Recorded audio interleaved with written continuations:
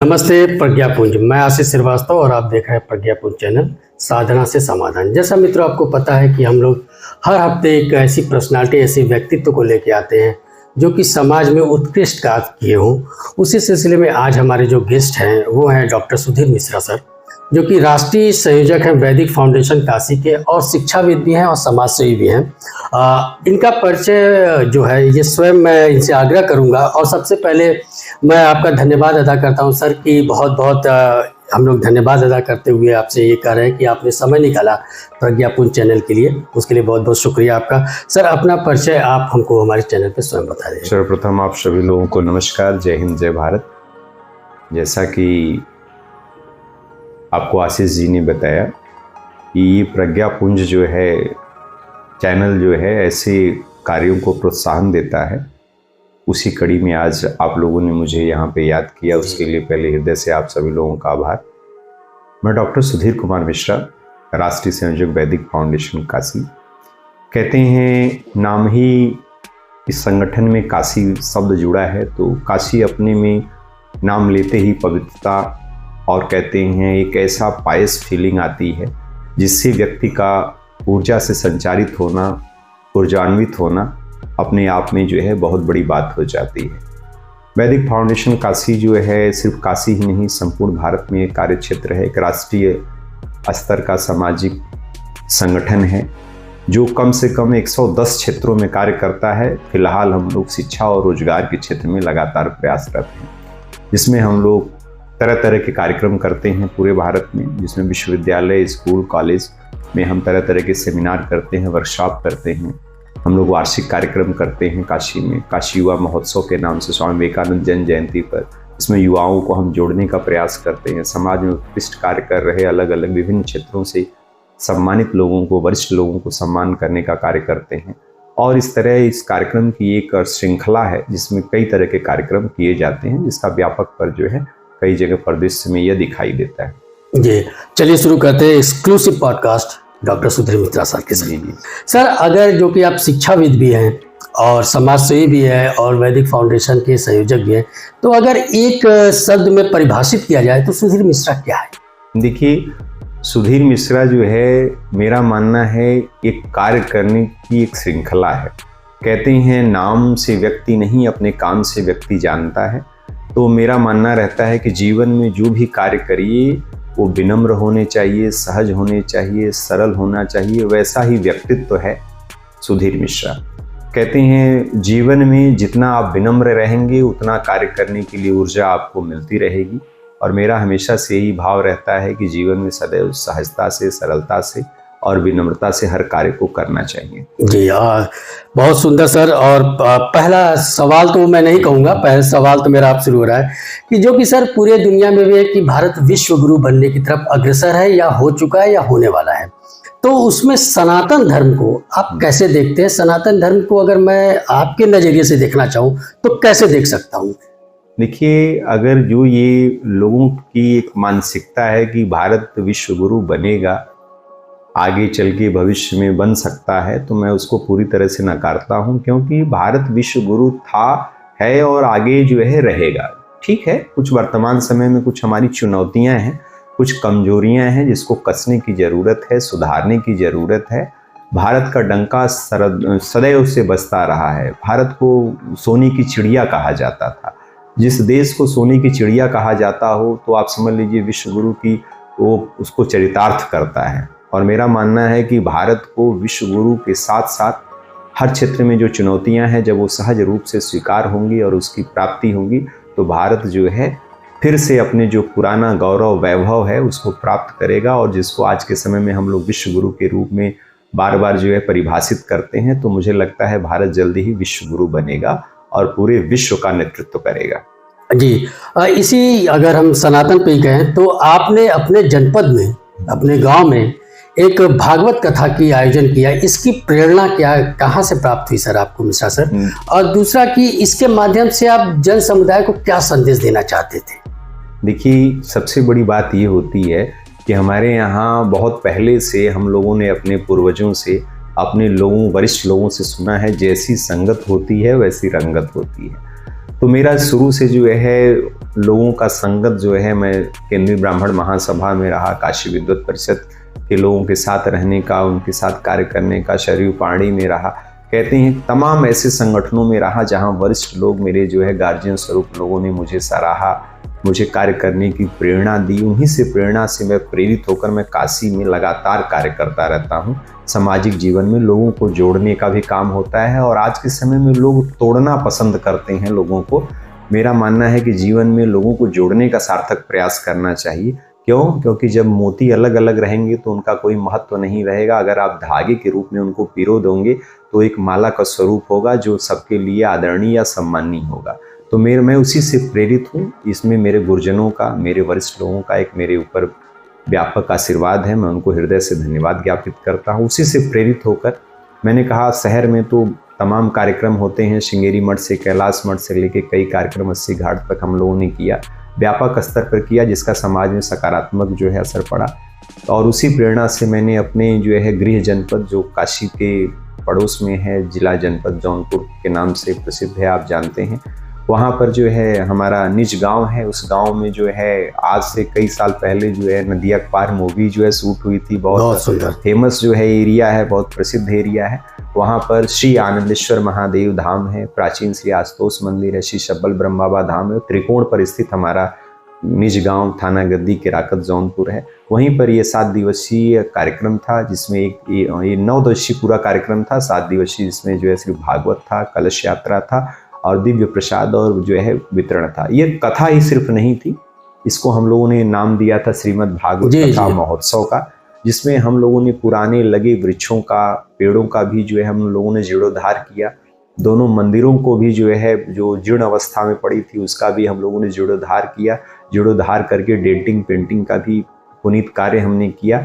और कार्य कराने के साथ यह कार्यक्रम इतना सफल, ऐतिहासिक, शानदार रहा कि लोगों को, सैकड़ों नहीं हजारों लाखों लोगों इस कार्यक्रम से जुड़े और इससे लोग कहीं ना कहीं प्रेरित हुए अपने गांव में कार्य करने के लिए। यही मेरा सुंदर भाव था इस आयोजन के पीछे। इसी को लेते हुए सर, जो कि आपका राष्ट्रीय वैदिक फाउंडेशन है, उसका मेन उद्देश्य क्या है और वो कैसे कार्य करते हैं और आने वाले समय में आपकी क्या योजनाएं हैं? देखिए, एक वाक्य बार बार कहा जाता है, संघे शक्ति कलयुगे।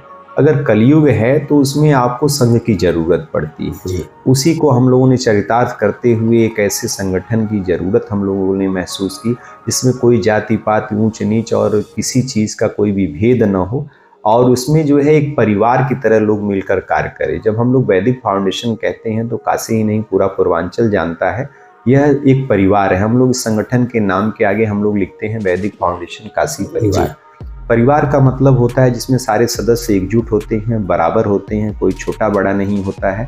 तो ये परिवार है वैदिक फाउंडेशन काशी और इसमें ऐसे तमाम कार्य जो हैं शिक्षा के क्षेत्र के लिए, रोजगार के लिए और तरह तरह, जिसमें नैतिक चीज़ों पर भी हम लोग विशेष महत्व देते हैं और लगातार कार्यक्रम कर रहे हैं। और हम लोगों का भी पूर्ण विश्वास है कि जो हमारे संगठन का कार्यक्रम है वो कम से कम 100 क्षेत्रों से भी अधिक जगह पे कार्य किया जाना चाहिए। अभी तो हम लोग कुछ सीमित क्षेत्रों में कार्य कर रहे हैं, आगे चलकर पूरे संपूर्ण भारत में कार्य करने की जो है प्रबल इच्छा है, जिसकी अलख हम लोगों ने काशी से जगाई है। जी सर, आप समाजसेवी भी है, शिक्षाविद में। शिक्षाविद को मैंने जो है तीसरे पार्ट में आपके रखा हुआ है एक पॉडकास्ट में।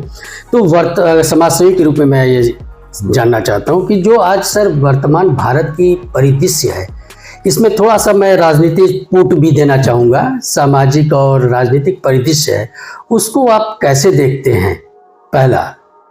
इसके बाद मैं सर इसी से रिलेटेड मैं पूछूंगा। देखिए, वर्तमान समय में है, हमारे यहाँ पहले से ही कहा जाता है वसुधैव कुटुंबकम, पूरा विश्व एक परिवार है। लेकिन वर्तमान समय में राजनीतिक परिदृश्य में कुछ लोगों ने अपने नफा नुकसान के लिए पूरे समाज को कई जातियों में तोड़ दिया है, जिसका एक नकारात्मक प्रभाव हमारे समाज में देखने को मिल रहा है।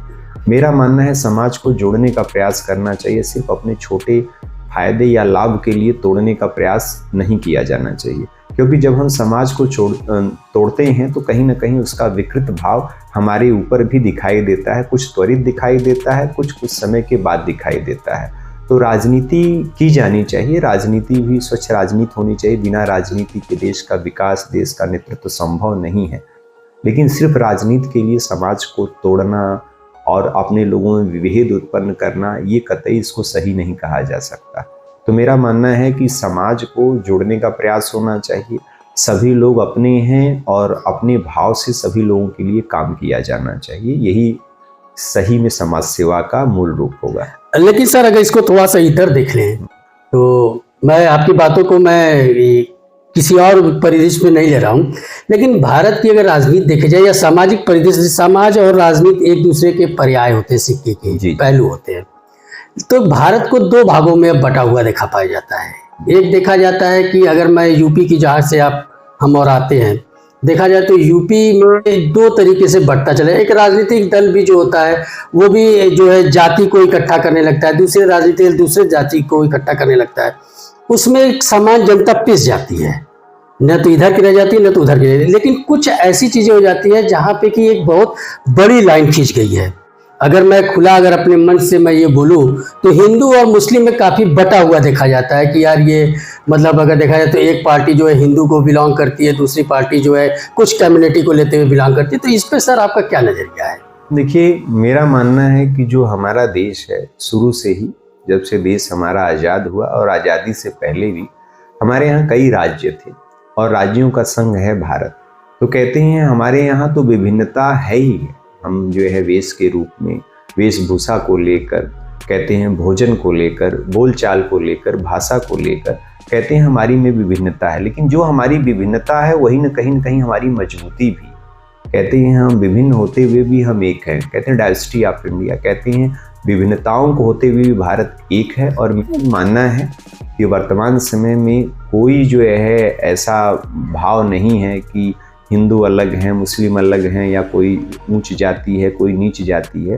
कहते हैं नीच कोई जाति नहीं होती, हर जाति में एक दो लोग नीच जरूर पाए जाते हैं। तो मेरा मानना है समाज इस समय दो बड़े वर्गों में बटा हुआ, एक अमीर वर्ग, एक गरीब वर्ग। तो प्रयास होना चाहिए जो गरीब वर्ग है उसको कम से कम ऊपर उठाने का प्रयास हो, जिससे ये बीच की खाई जो है पट सके, ख़त्म हो सके। क्योंकि इस समय जो राजनीति हो रही है वो कहीं ना कहीं कुछ लोग जो है, सब लोग तो नहीं, कुछ लोग जाति विशेष करने का प्रयास करते हैं, वर्गों की बात करते हैं, समुदाय की बात करते हैं।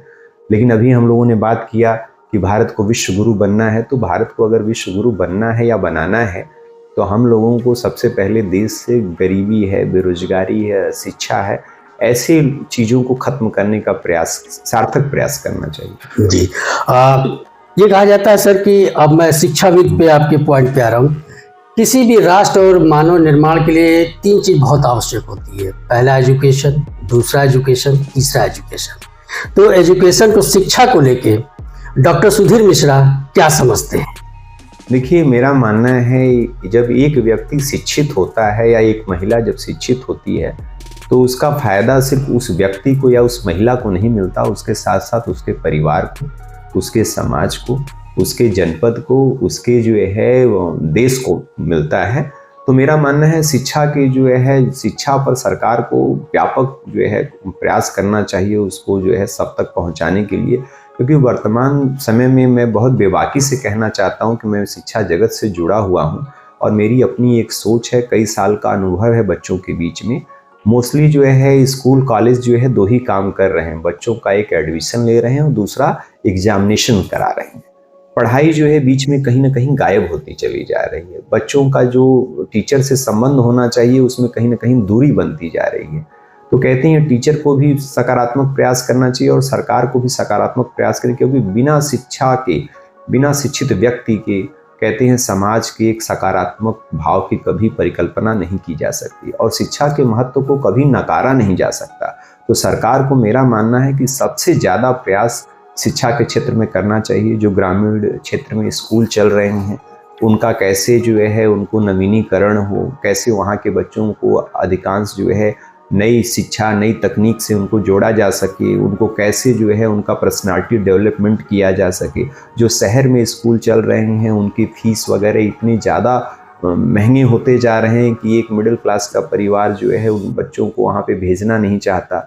तो मेरा मानना है सरकार को कुछ ऐसा पैरामीटर बांधना चाहिए जिसमें सबके लिए एक शिक्षा, एक फीस और एक जो है किताब की व्यवस्था हो, जिसमें समाज के सभी परिवार, सभी वर्ग, सभी क्षेत्रों के लोगों का उसमें सकारात्मक समावेश हो सके और शिक्षा का मूल जो है कहते हैं भाव सामने आ सके। जी सर, शिक्षा पर ही अगर हम देखें तो भारत में जो कि प्राथमिक पाठशालाएं हैं पूरे गांव में, एक एक गांव में खुले रहते हैं।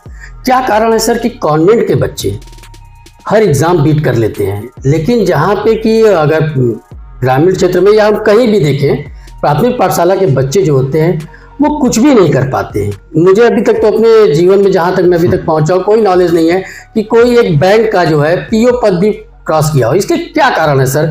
जबकि अगर देखा जाए तो लोग सोचते हैं कि गांव में जो प्राथमिक शिक्षा है वो फ्री होती है। फ्री नहीं होती, 865 रुपये हर विद्यार्थी पे सरकार उसको व्यय करती है, जो कि टीचरों को वेतन से लेके वहाँ पे जो कि अब अच्छा योजना भी चली हुई है। उस पर क्या कारण है सर कि मतलब एक कॉन्वेंट का बच्चा सक्सेस होता है, प्राथमिक का नहीं होता?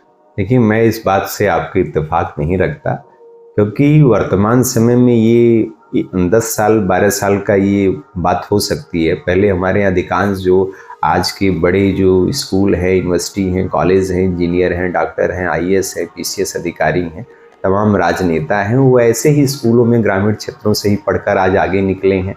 संसद में हमारी आवाज़ को उठा रहे हैं, विधानसभा में हमारी आवाज़ को उठा रहे हैं, सचिवालय में हमारे कार्य को कर रहे हैं। तो इसको नकारा नहीं जा सकता। प्राथमिक शिक्षा का एक अपना महत्व रहा है, एक कहते हैं एक उन्होंने नींव का, पत्थर की नींव का काम किया है।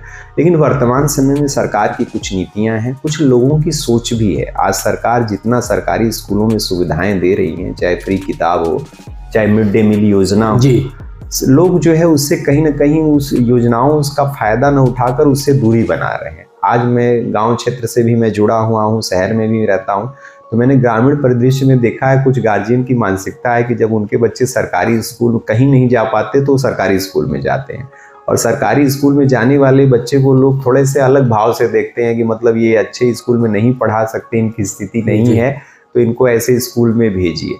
और मेरा मानना है सरकार को अगर इसमें सकारात्मक जो है सुधार अगर करना चाहिए कि ऐसे स्कूलों में एक ऐसा पैरामीटर बनाए कि जो उस क्षेत्र के विधायक हैं, मंत्री हैं, अधिकारी हैं, उनको सबसे पहले प्रेरित किया जाए कि भाई आप अपने बच्चों को जो है किसी कॉन्वेंट स्कूल या किसी आईसीएसई बोर्ड स्कूल में भेजने से पहले आप अपने जहाँ क्षेत्र में हैं, पोस्टेड हैं, या आप जिस क्षेत्र में रहते हैं वहाँ के स्कूलों में भेजिए।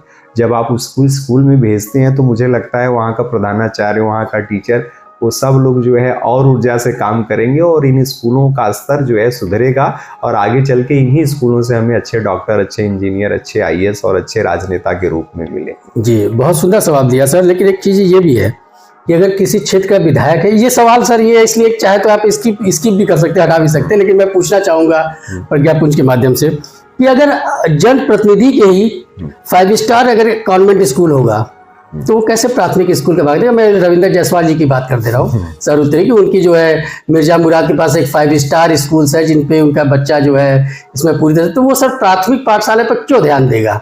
जितने भी मिनिस्टर होते हैं उनके 20-20 कॉलेज चल रहे हैं, तो कैसे सर प्राथमिक पाठशाला को ध्यान देगा? ये जानना चाहिए। अगर चाहे तो सर ये सवाल को आप स्किप कर सकते हैं, लेकिन मैं चाहूँगा कि आप इसका उत्तर दें। नहीं, कोई बात नहीं है। कहते हैं सवाल हर अपने स्तर पर महत्वपूर्ण होते हैं, उनका जवाब भी दिया जाना चाहिए।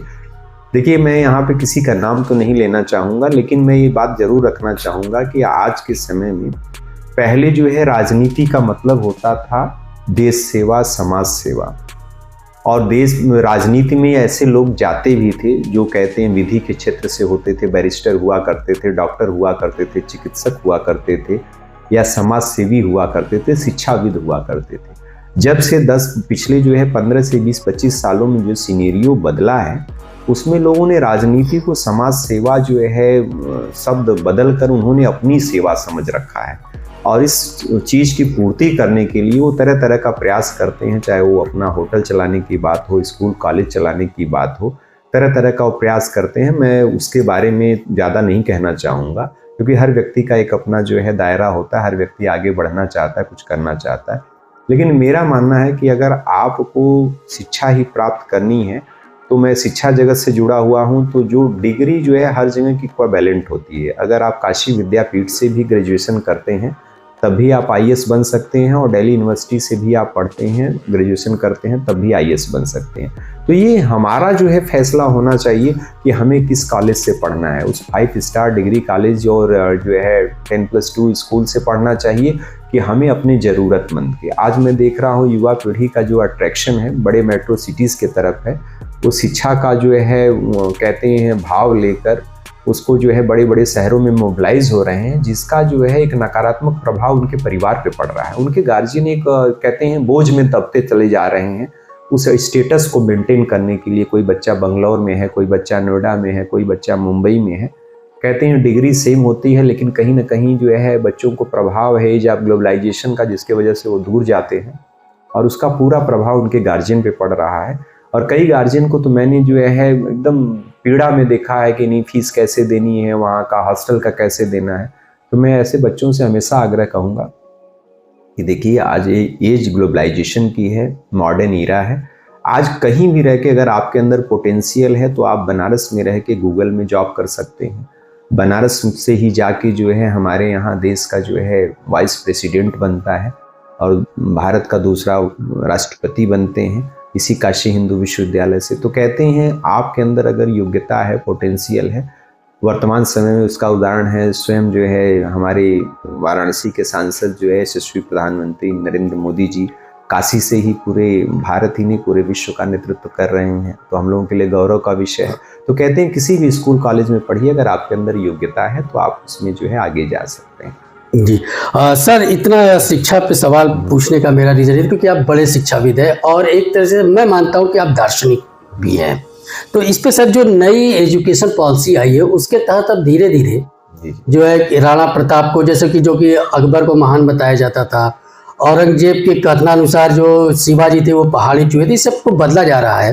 तो इसको आप कैसे देखते हैं और क्या ये वाकई में अगर जैसे कि सर सरकार अगर ये पॉलिसी लेके आ रही है तो इसमें ऐसा नहीं लगता सर कि दूसरा इसी से टॉपिक से रिलेटेड है कि ऐसा नहीं लगता कि पहले जो व्यक्ति आईएएस बन सकता था वो अब गवर्नमेंट का ये हो गया कि वो फीटर बनाने पर लगी है, ITI करा के तुरंत जो है 10+2 करके उसको फीटर बना दो या कुछ ऐसा दे दो कि रोजगार परक हो, शिक्षा की तरफ कम रोजगार की तरफ जाए। तो एजुकेशन का कहीं ना कहीं डोमिनेशन भी हुआ है सर। देखिए सर्वप्रथम तो मैं बता दूं जो है परिवर्तन संसार का नियम। आज भी हमारे देश में जो शिक्षा प्रणाली चल रही है अंग्रेजों की देन है। लॉर्ड मैकाले की जो है शिक्षा प्रणाली हमारे देश में लागू है, जिसमें सिर्फ क्लर्क बनाने की जो है बात को प्राथमिकता दी जाती है। तो कहते हैं अगर सरकार नई एजुकेशन पॉलिसी को मैंने पढ़ा भी है, उसमें बहुत सारी चीज़ें अच्छी हैं और वो बदलाव भी जो है सार्थक जो है उसका रिजल्ट मिलेगा, परिणाम आएगा।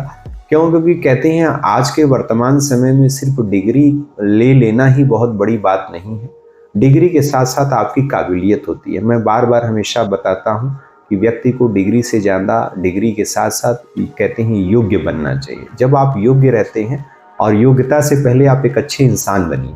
जब आप एक अच्छे इंसान बनते हैं तो एक अच्छे डॉक्टर भी बनते हैं, एक अच्छे अधिकारी भी बनते हैं और एक अच्छे राजनेता भी बनते हैं। और समाज में अच्छे इंसान की ही ज़रूरत है, चाहे वो डॉक्टर के रूप में, चाहे राजनेता के रूप में, चाहे कहते हैं समाज सेवी के रूप में। तो हमारा उद्देश्य होना चाहिए कि एजुकेशन पॉलिसी जो भी बने, सरकार को इस बात पे याद रखना चाहिए कि बच्चों के अंदर एथिक्स, नैतिकता बनी रहे। बड़े लोगों का, छोटे लोगों का क्या सम्मान है, क्या प्रेम है, उसका भी भाव रहना चाहिए। सिर्फ डिग्री ले लेने से अगर कोई व्यक्ति योग्य हो जाता और कहते हैं बहुत महान हो जाता, तो हमारे यहाँ ऐसे ऐसे लोग भी हैं जो बोर्ड में 100%, 95% लाते हैं, लेकिन उनको बोलने का मैनर तक नहीं और उनके घर वाले ही परेशान रहते हैं। बिल्कुल बिल्कुल। तो मेरा मानना है पहले व्यक्ति को एक अच्छा इंसान बनने की कोशिश करनी चाहिए। सर फिर से घूम के मैं अपने मूल सब्जेक्ट पे आता हूँ। शिक्षा, समाज और धर्म के लिए आप क्या क्या प्रयास कर रहे हैं और आने वाली योजना क्या है, ये मेरा आखिरी सवाल है। कहते हैं शिक्षा, समाज और धर्म देखा जाए तो तीनों एक दूसरे के सब पूरक हैं।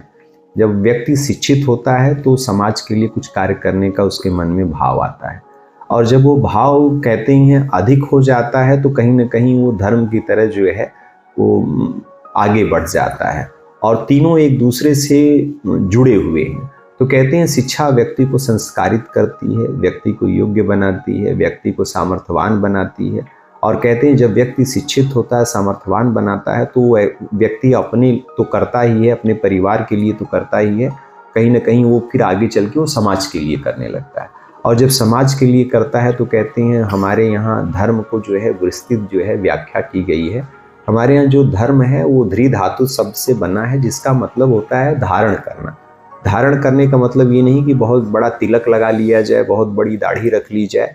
कहते हैं ये धर्म का कहीं जो है निरूपण नहीं है। धर्म का मतलब होता है कि अपने अंदर अच्छी चीज़ों को धारण करना। जैसे आपका आचरण शुद्ध होना चाहिए, आपका भाव अच्छा होना चाहिए, आप विनम्र होने चाहिए।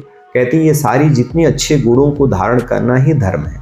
तो मेरा मानना है जब आप अच्छे इंसान होते हैं तो आप धर्म हमको यही सिखाता है कि लोगों को जोड़ना चाहिए, तोड़ना नहीं चाहिए। और समाज में इसमें तोड़ने वाले लोग ज़्यादा हो गए हैं।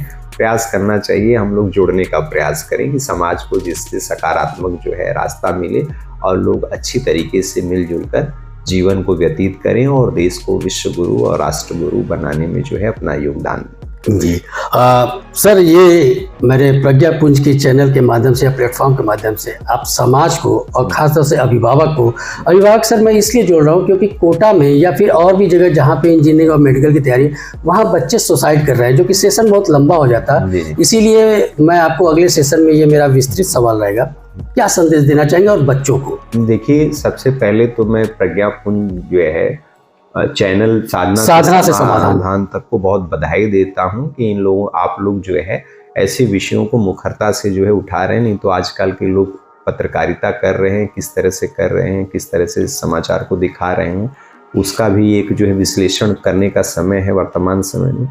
मेरा मानना है कि सर्वप्रथम जो गार्जियन है, आजकल बच्चों का बचपना कहीं ना कहीं खोता चला जा रहा है। बिल्कुल सर। आज से 20 साल पहले आप देखिए, बच्चे जो है स्कूल भी जाते थे, खेलते भी थे, पारिवारिक जो है समारोहों में भी भाग लेते थे और उनका एक सर्वांगीण विकास होता था।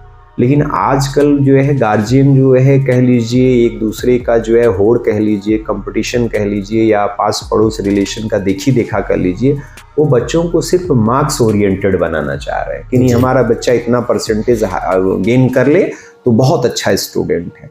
कभी उस बच्चे के मन में ये नहीं पूछना चाहते कि वो डॉक्टर इंजीनियर ही सिर्फ बनना चाहता है, ऐसा तो नहीं, वो स्पोर्ट पर्सन बनना चाहता है, वो सिंगर बनना चाहता है, डांसर बनना चाहता है, प्लेयर बनना चाहता है, क्रिकेटर बनना चाहता है।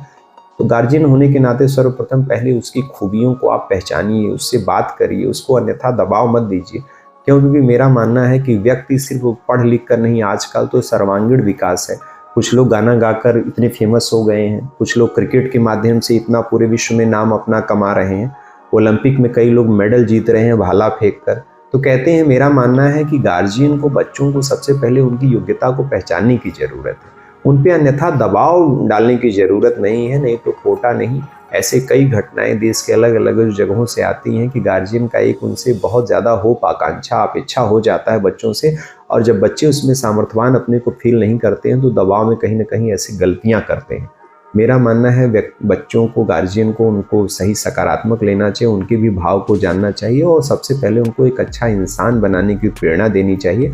जब व्यक्ति अच्छा रहेगा तो कहते हैं वो वाकई में उसका फ़ायदा समाज को सबको मिलेगा। आजकल कुछ लोगों ने बच्चों को इतना पढ़ा दिया है, इतना लिखा दिया है कि वो बच्चे अब्रॉड चले गए हैं, विदेशों में चले गए हैं, वो अपने देश और अपने घर ही वापस नहीं आना चाहते। बिल्कुल सच बात है। तो कहते हैं, मैं ऐसी पढ़ाई को क्या मैं कहूँ, आज का समाज तो यही चाहता है कि जिसका बच्चा अमेरिका चला जाए, ऑस्ट्रेलिया चला जाए, उस परिवार को लोग बड़ा अच्छा मानते हैं। लेकिन जब वही एज जब ढलती है तो ऐसे गार्जियन को कहीं ना कहीं अपनी गलतियाँ वो फील हो जाती है, कहीं गलती तो नहीं हो गई हमारी। तो आज के युवाओं को, भारत युवाओं का देश है, युवाओं की ज़रूरत भारत को है, और जब ये युवा भारत में रहेंगे तो भारत वाकई में, जो हम लोग बार बार इस विषय पे बात कर रहे हैं कि भारत विश्व गुरु बनेगा, मुझे तो लगता है जल्दी ही बन जाएगा। तो कहते हैं ऐसे युवाओं को सहेजने, संवारने और सजोने की बात होनी चाहिए, और जो उनको करने की इच्छा है वो उस पर उनको जो है पूरी आज़ादी देनी चाहिए। गार्जियन को इस बात का विशेष ध्यान रखना चाहिए, और बच्चों को भी गार्जियन की भावनाओं का भी ध्यान रखना चाहिए, उनके सम्मान की भी बात रखनी चाहिए, उनको भी आदर करना चाहिए। क्योंकि आप चाहे जितने बड़े हो जाते हैं, पेड़ से अगर पत्ता अलग होता है तो पेड़ का महत्व कम नहीं होता, उस पत्ते का महत्व कम हो जाता है, पत्ता सूख जाता है, अद्भुत खत्म हो जाता है। तो गार्जियन जो आपके लिए कह रहे हैं, उनका एक अनुभव है, अनुभव किसी विश्वविद्यालय, स्कूल से नहीं मिलता, उम्र के साथ मिलता है। उन्होंने कई वर्ष आपके लिए दिए हैं, देखे हैं, तो मेरा मानना है बच्चों को भी एक सुझाव है, वो अपने गार्जियन की भावनाओं का, उनका सम्मान करें, उनके लिए आदर, उनके मन में सदैव रहना चाहिए। तभी जो है वो भविष्य में सफलता के जो है प्रतिमान हासिल कर सकते हैं। जैसा मित्रों आप जानते हैं और कई बार मैंने अपने चैनल के माध्यम से कहा भी है कि एक बड़े व्यक्तित्व को कुछ मिनटों में नहीं दिखाया जा सकता। तो मैं सर से इसी वादे के साथ अलग हूँगा कि सर जो हम लोग नेक्स्ट सेशन करेंगे तो उसमें आप जैसे कि बहुमूल्य समय में से कुछ समय हमको भी दीजिएगा। तब तक के लिए सर थैंक यू, धन्यवाद। और सर ये हमारी पुस्तिका है जो हमारी मैगजीन आती है, इसको भी प्रज्ञापुंज चैनल के माध्यम से हम आपको देना चाहेंगे। प्रज्ञापुंज हमारा थैंक यू, राष्ट्रीय पत्रिका है। Thank you sir.